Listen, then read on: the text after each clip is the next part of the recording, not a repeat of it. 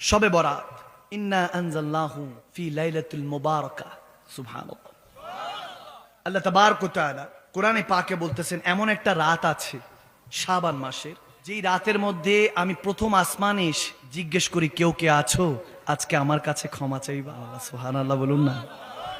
কেউ কি আছো আমার কাছে ক্ষমা চাইবা? কেউ কি আছো রিজিক লাগবে? সুবহান। কেউ কি আছো সন্তান চাও? কেউ কি আছো ভালো থাকতে চাও?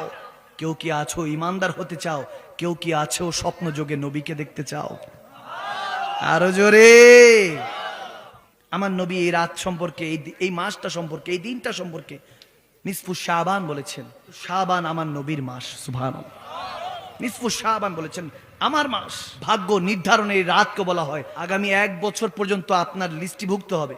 ফেরেশতাদেরকে ডাক দিয়ে আল্লাহ বলবেন যে কে আছো? ফেরেশতারা আসো, অমুক বান্দার হিসাব করো, তার বিয়ে হবে, জন্ম হবে, মৃত্যু হবে, কি কি হবে, রিজিক বাড়বে না কমবে, তার ব্যবসার মধ্যে লোকসান হবে না লাভ হবে, তার চাকরি যাবে না উন্নতি হবে, সে বিদেশে যেতে পারবে কি পারবে না, সে ভালো থাকতে পারবে কি পারবে না, তার মা বাবা কি বাঁচবে না বাঁচবে না, তার স্ত্রীর সাথে তার সম্পর্ক থাকবে কি থাকবে না, সন্তান আসবে কি আসবে না, এই সমস্ত কিছু রিজিক থেকে জন্ম থেকে মৃত্যু পর্যন্ত ওই বান্দার 1 বছরের হিসাব নিকাশ ফেরেশতাদের মাধ্যমে এই 14ই শাবান শবে বারাতে নির্ধারণ করা হয়। সুবহানাল্লাহ।